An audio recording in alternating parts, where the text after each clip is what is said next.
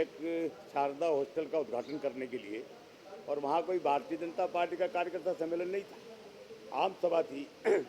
तो वहाँ जब मैं मंच पे चढ़ने लगा तो दो कार्यकर्ताओं ने ये कहा, दो जनता के लोगों ने, कि साहब हम सवाई मान सिंह हॉस्पिटल में जाते हैं तो वहाँ बड़ी भीड़ रहती है और वहाँ लाइन में लगना पड़ता है। तो मैंने मेरे भाषण में ये कहा कि आप अपने विधायक, चाहे किसी भी पार्टी का विधायक हो, आप अपने विधायक से लेटर पैड पे लिखवा के लाइए कि ये हमारे यहाँ ये जमुआ रामगढ़ का नागरिक है। के लिए मैंने वहाँ रूम नंबर 23 की व्यवस्था कर रखी है। वहाँ एक डॉक्टर बैठता है, मेरा एक ओएसडी बैठता है, जिससे कि जनता को परेशानी नहीं। अब इसको तोड़ मरोड़ के कि भारतीय जनता पार्टी के कार्यकर्ताओं के लिए ऐसा कहा है, ये बिल्कुल गलत है।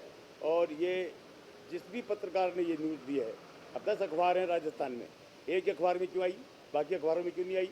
सबके पत्रकार थे वहाँ।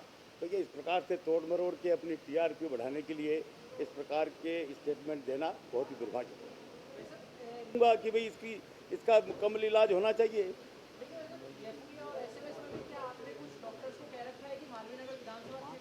ना ना, ऐसा कुछ नहीं है। ये सब मैं बता रहा हूँ ना कि मेरे पास जो भी आएगा राजस्थान का, कहीं का भी कोई भी व्यक्ति, और वो ये कहेगा, और आते हैं रोज़ के 4-5 फ़ोन आते हैं, और उनके लिए मैं मेरी जितनी भी जो क्या कहते हैं कार्य क्षमता है उसके हिसाब से मैं फ़ोन करता हूँ।